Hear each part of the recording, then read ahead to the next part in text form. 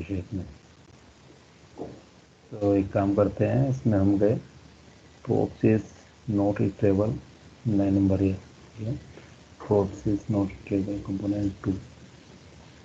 Component 2 को तो हम यूज़ ही नहीं कर रहे हैं, चलता है props is not retrievable component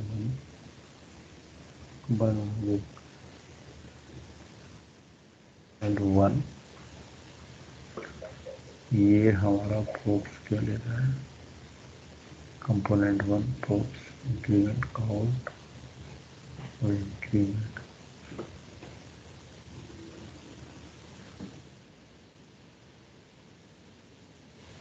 line number 9। ये जो है ये कर दिया हमने। एक काम करते हैं, इसको हम यहाँ पर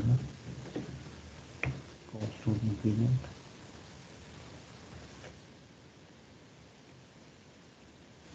हो गया सही। वो कुछ इशू बन रहा था जिसकी वजह से वो, ओहो अब समझ गया, ठीक है। तो इसको हमें कर्ली ब्रेसिस में लेना चाहिए था क्योंकि वो हमारा ऑब्जेक्ट बन रहा था ना। अब मैं एक काम करता हूँ, इसको यहाँ से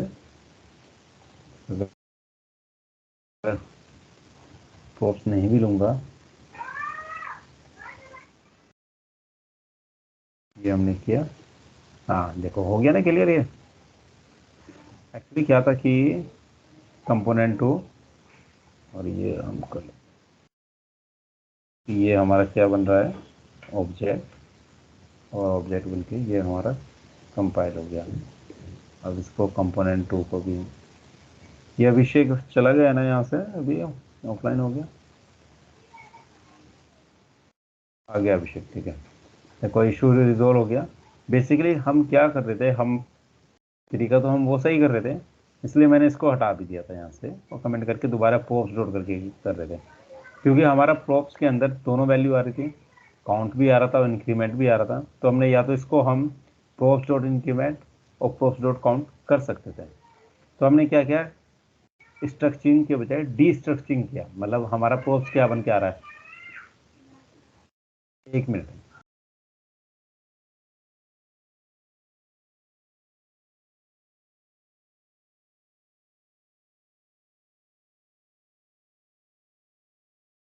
हाँ। तो बेसिकली क्या था कि हम क्या कर रहे थे, यहाँ पर डी स्ट्रक्चरिंग किया, काउंट और इंक्रीमेंट किया। तो अब क्या होगा, अब आप देखोगे ये 5, ये वैल्यू। अब आपने देखा कि मैंने जो कोड लिखा था, उस कोड से क्या हो रहा है, मेरा इंक्रीज हो रही है वैल्यू, इधर मैं इंक्रीज कर रहा हूँ, ये भी इंक्रीज हो गया, ये भी वैल्यू इंक्रीज हो रही है। पहले मैं कोड को कैसे कर रहा था, मैंने पहले क्या किया था, मेन डॉट जेएस में कंपोनेंट 1 कंपोनेंट 2 दोनों को इंपोर्ट किया। कंपोनेंट 1 में मैंने पूरा का पूरा लॉजिक लिखा हुआ था, मतलब बेसिकली क्या किया मैंने कंपोनेंट 1 के अंदर, इसको कंसोल को तो हटा दो, कंसोल की जरूरत नहीं है। हमने क्या किया हुआ था उसके अंदर, हमने यहाँ जो कंपोनेंट 1 के अंदर पूरा जो हमारा इंक्रीमेंट का लॉजिक था वो सारा इंप्लीमेंट किया हुआ था, और यहाँ पर सिर्फ शो करा रहे थे रिटर्न में। तो हमने क्या किया, एक अलग से एक कंपोनेंट बनाया जिसका नाम काउंटर रखा, क्योंकि कंपोनेंट और कंपोनेंट 2 में काम तो दोनों का सेम ही था। तो काउंटर में मैंने क्या किया, एक कंपोनेंट बनाया काउंटर के नाम से। अब काउंटर के नाम से बनाया तो उसमें हमने क्या किया, हमने काउंटर बनाने के बाद अब उसके अंदर एज ए पैरामीटर हमने क्या पास कर दिया, ओरिजिनल कंपोनेंट। ये खाली मैंने नाम डिक्लेयर करने के लिए किया है, आप कुछ और भी नाम लिख सकते थे, लेकिन ओरिजिनल कंपोनेंट इसलिए लिखा ताकि आपको पता चले कि जब हम काउंटर को कॉल करें तो हम उसके अंदर बेसिकली कंपोनेंट जो हमने बनाए वो डालेंगे, जैसे वो काउंटर कंपोनेंट 1, जैसे यहाँ पर आप देखोगे काउंटर कंपोनेंट 1 और कंपोनेंट 2 के अंदर काउंटर कंपोनेंट 2। तो ऐसे ही मैंने बना दिया काउंटर कंपोनेंट ओरिजिनल कंपोनेंट। उसके अंदर मैंने एक फंक्शन बनाया न्यू कंपोनेंट के नाम से, ये नाम कुछ भी हो सकता था, उसके अंदर वही लॉजिक जो था वो वैसे का वैसे इंपोर्ट कर दिया, ठीक है। और इसके अंदर हम जो रिटर्न कराना था, रिटर्न में बेसिकली हमने क्या किया, ओरिजिनल कंपोनेंट जो यहाँ पर लिखा है वही मैंने लिखा, और ये जो पैरामीटर हमने पास किए हैं काउंट और increment function as a props हमने इसमें पास कर दिए। एक हमने की बनाया काउंट, उसके अंदर ये वाला काउंट पास कर दिया, और ये इंक्रीमेंट फंक्शन मैंने यहाँ पर पास कर दिया। इससे पास करने के बाद न्यू कंपोनेंट को मैंने रिटर्न करा दिया। जब ये मेरा फंक्शन रिटर्न हुआ तो वापस मैं कंपोनेंट में 1 में गया, जो मेरा था कोड लॉजिक वो तो मैंने हटा दिया। यहाँ पर सबसे पहले मैंने क्या किया, इसके पैरामीटर में यहाँ पर प्रोप्स डिक्लेयर कर दी। मैं इस कोड को चाहे यहाँ पर लिखूँ ना लिखूँ, अगर मैं यहाँ नहीं लिखना चाहता, डिस्ट्रक्टिंग नहीं करना चाहता, तो मुझे यहाँ पर बेसिकली क्या लिखना पड़ेगा, इंक्रीमेंट में प्रोप्स डॉट इंक्रीमेंट और काउंट में प्रोप्स डॉट काउंट। और ये जो एक्सपोर्ट डिफॉल्ट लिखा, जो पहले हमने यहाँ लिखा था एक्सपोर्ट डिफॉल्ट, यहाँ से हटा के एक्सपोर्ट डिफॉल्ट किया और यहाँ पर काउंटर, और ये जो कंपोनेंट 1 है उस काउंटर के अंदर मैंने कंपोनेंट 1 को कॉल किया। सेम चीज़ मैंने इस कंपोनेंट 2 के लिए किया। तो बेसिकली ये जो तरीका है, ये इसको बोलते हैं हम HOC, यानी high order component. High order component क्या करता है, आपका जो कोड है वो सारा, जो भी अगर सेम कोड है और आप डिफरेंट डिफरेंट कंपोनेंट में यूज़ कर रहे हो, तो आप क्या करोगे, उस कोड को उठाओगे और एक अलग कंपोनेंट में डाल के उसको यूज़ करेंगे। अब मैंने आपको इसके अंदर एक दो लाइन लिखवाई थी, यानी कि ये बेसिकली क्या करता है, कंपोनेंट हाई एनहेंस करता है। यानी कि अगर मैं लिखना चाहूँ और अगर बताना चाहूँ आपको, तो मेन कंपोनेंट में मैं एक अलग से एक स्टेप आपको दिखा देता हूँ यहाँ पर कमेंट के रूम में। HOC का क्या होता है, ये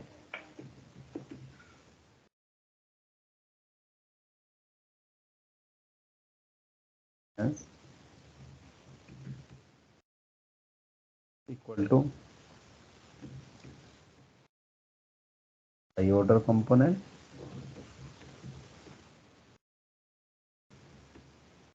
इसके अंदर मैंने क्या पास कर दिया,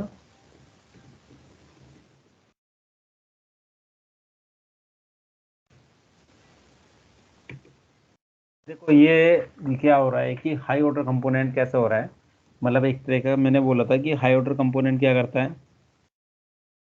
हाई ऑर्डर कंपोनेंट बेसिकली क्या करता है, एन जैसे मैंने डिक्लेयर किया कि enhance component equal to high order component, और उसके अंदर मैंने ओरिजिनल कंपोनेंट को पास कर दिया। और इसमें ना एक लाइन और लिख लो, कंपोनेंट टेक 1 या मोर कंपोनेंट एज ए आर्गुमेंट। ठीक है, जो कंपोनेंट्स होते हैं वो क्या करते हैं, 1 या more components as a argument, मतलब आप कितने भी कर सकते हो 1 या मोर, तो या एक से ज्यादा कंपोनेंट को कैसे पास करता है, एज ए आर्गुमेंट। जैसे हमने क्या किया यहाँ पर, हाई ऑर्डर कंपोनेंट जो है वो क्या करेगा, ओरिजिनल कंपोनेंट को पास करेगा। ठीक है, और ये कितनी बार भी पास कर सकता है। जैसे हमने यहाँ पर किसके लिए पास किया, ये कंपोनेंट 1 के लिए, फिर ओरिजिनल कंपोनेंट कौन सा पास किया, कंपोनेंट 2 के लिए। इसको हम क्या बोलते हैं, हाई ऑर्डर कंपोनेंट। इसमें है ना, क्या नाम है, विकास, ये एक लाइन लिख लो जो कि इंपॉर्टेंट है। High order component is a function that, लिख लो इसको, high order component is a function that takes a component and return a new component.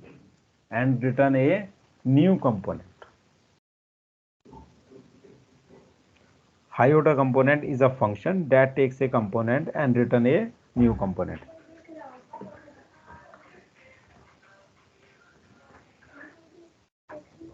ठीक है, तो ये क्लियर हो गया ये चीज, विकास लिख लिया ये। Yes sir. अच्छा, हाई ऑर्डर कंपोनेंट इसमें क्लियर हुआ या नहीं हुआ, ये बताओ पहले। इसमें से जो काउंटर में हमने रिटर्न करवाया था ना, वो बता दो थोड़ा सा, जो काउंटर फाइल में रिटर्न में आया था, काउंटर में काउंटर, अच्छा, जो ये रिटर्न किया था।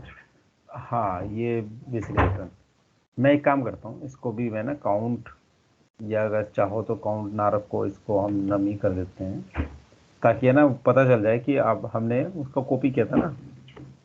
इसको हम कर देते हैं सेट नम। ठीक है, यहाँ पर हमने नम पास कर दिया। ठीक है, यहाँ पर हमने नम कर दिया, इसमें नम पास कर दिया। ठीक है, ये हमने कर दिया, उसमें भी चेंज कर देता हूँ, 1 मिनट, ये हो गया। ठीक है, नम पास कर दिया, यहाँ पर नम आ गया। ठीक है, कंपोनेंट 2 में भी नम पास कर दिया। बस आप ये इसको नहीं कर दिया। देखो हमने कंपोनेंट 1 और 2 को इंपोर्ट कर दिया। कंपोनेंट 1 नॉर्मल कंपोनेंट 1 बनाया था। अभी मैं काउंटर पे चलता हूँ। पहले मैंने काउंटर में क्या किया, जो कंपोनेंट 1 और कंपोनेंट 2 का जो लॉजिक था वो डाल दिया। वो मैंने क्या किया, कॉपी कर लिया या कंट्रोल एक्स कर लिया। एक मैंने क्या किया, एक फंक्शन बनाया काउंटर नाम का, मतलब वही एक्सपोर्ट डिफॉल्ट कंपोनेंट करते हैं काउंटर। उसके अंदर मैंने पैरामीटर पास कर दिया बेसिकली ऐसे ओरिजिनल कंपोनेंट नाम लिख के। उसके अंदर जब मैंने लिखा तो मैं क्या कर रहा हूँ, एक अलग से कंपोनेंट, एक फंक्शन बनाऊंगा न्यू कंपोनेंट के नाम से, जिसके अंदर मुझे सारा लॉजिक लिखूंगा और इस फंक्शन को मैं रिटर्न कर दूंगा इसके अंदर ही। तो मैंने न्यू कंपोनेंट बनाया, उसके अंदर मैंने वो सारा जो यहाँ से मैंने कंपोनेंट 1 और 2 से कंट्रोल एक्स किया और डाल दिया यहाँ पर। रिटर्न करने में जो जैसे रिटर्न के अंदर हम क्या, फ्रेगमेंट के अंदर हम जो भी डाटा शो कराते हैं, हमें डाटा यहाँ तो शो नहीं कराना, हमें डाटा कहाँ शो कराना है, ये वाला। लेकिन ये जो नम और ये जो इंक्रीमेंट है, ये बेसिकली ये इंक्रीमेंट फंक्शन तो यहाँ एग्जिस्ट करता ही नहीं है। ये लाई कहाँ से, ये नम भी यहाँ पर एग्जिस्ट नहीं कर रहा। अगर मैं इसको यहाँ से हटा दूँ तो ये पता भी नहीं चलेगा कि नम कहाँ से आया। तो मैंने क्या किया, यहाँ पर ओरिजिनल कंपोनेंट जो मैंने ये बनाया था उसमें मैंने एक की बनाया नाम, उसका नाम मैंने ये वाली वैल्यू पास कर दी। ऐसे इंक्रीमेंट नाम का एक की बनाया और उसके अंदर मैंने ये इंक्रीमेंट फंक्शन पास कर दिया। अब मैंने क्या किया, इसको डीस्ट्रक्चरिंग किया प्रोप्स को और यहाँ पर कॉन्स्टेंट नम और इंक्रीमेंट कर लिया। उसमें मैंने यहाँ पर इसको, अब ये वाला जो नम, ये नम बेसिकली कहाँ से आ रहा है, एक काम करता हूँ आपको यहाँ से बैठाता हूँ ताकि और क्लियर हो जाए दोनों में। यहाँ हमने कर दिया इसको डॉट नम, ताकि आपको पता चल जाए कि कहाँ से आ रहा है।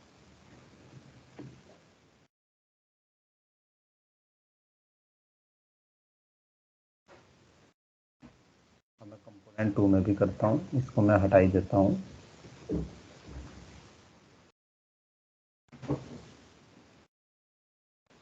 ठीक है, यानी कि हमने क्या किया, वही पूरा हो गया।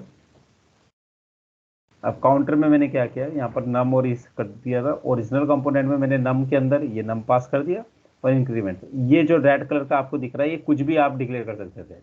ठीक है, जो भी आप डिक्लेयर करते। और इसको मैं अगर इंक्रीमेंट नम, इसको भी मैं नम डाटा कर दूँ और इसको कर दूँ की और क्लियर हो जाए। ठीक है, काउंटर में नहीं कर दिया, इसको मैंने नम डाटा कहाँ पास कर दिया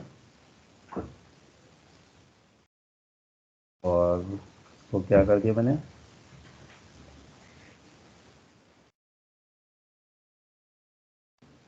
अब यहाँ पर भी मैं क्या करता हूँ, यहाँ पर इंक्रीमेंट फंक्शन कर दिया और यहाँ पर मैंने क्या कर दिया,